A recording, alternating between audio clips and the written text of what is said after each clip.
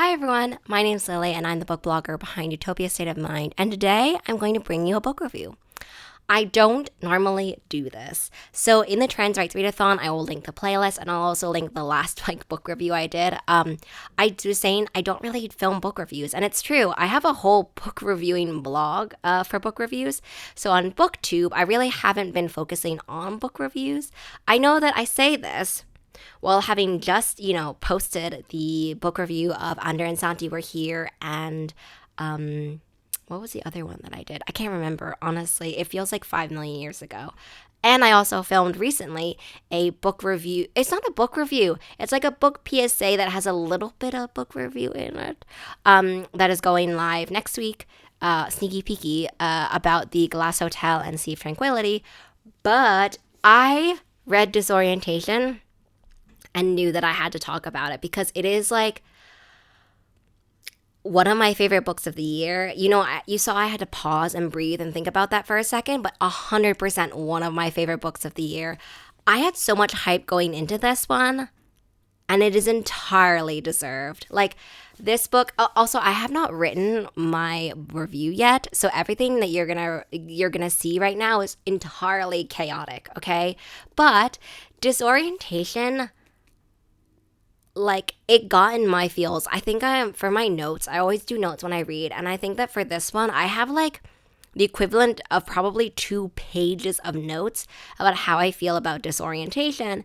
It just so wonderfully delved into this idea of privilege and racism and navigating our own place with that. I love how it talks about this awakening moment between realizing that a lot of the things maybe what people have been saying to you were microaggressions and racism. As a Chinese American person, disorientation was just something that felt like a gut punch, okay? It felt like something that was kind of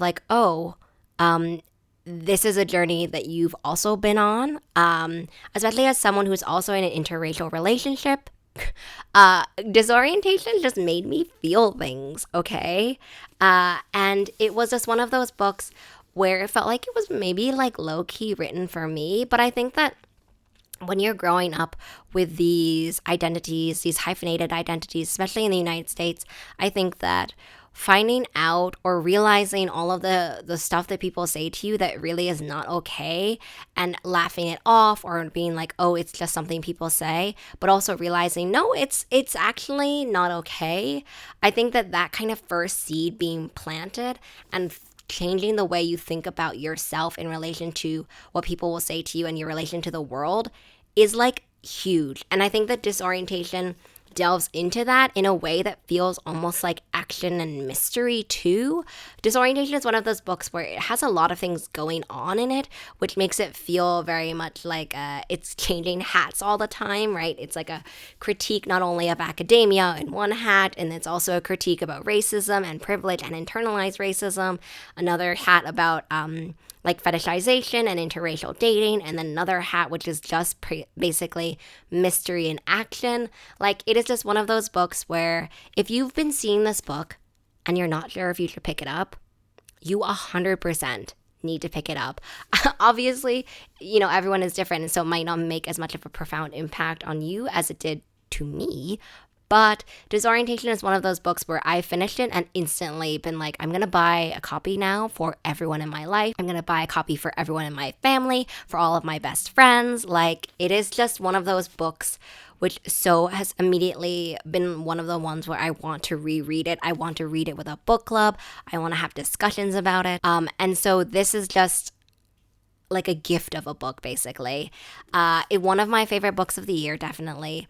I think that a lot of the things that were some of my favorite topics in Babel, for example, are also mentioned about in Disorientation. This is contemporary Babel was fantasy, but it has similar veins of kind of critique and sort of academic stuff that is going on that is not okay. There's a similar critique of kind of the distance and maybe elitism within academia, but there's also topics about racism and realizing that things are not okay. It's similar like about awakening processes that is also in Babel. So no surprise that this is probably one of my favorite books this year for sure already, just because of the things and the themes that I'm interested in, I guess, now.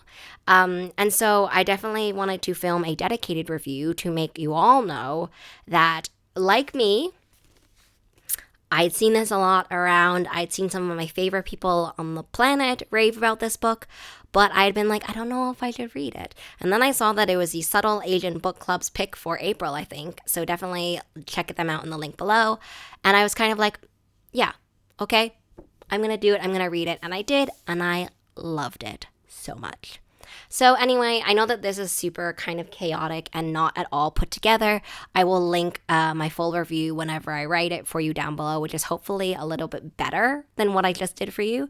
But this was my very raw, authentic, I finished this last week, I need to talk about it to everyone kind of review. If you like this kind of stuff, please let me know down below, because I'm not sure if anyone's going to enjoy this mess. I hope that you have a really great rest of your reading day, week, month, and rest of your year, discovering some of your favorite books of 2023. And I'll see you in the next video. Bye.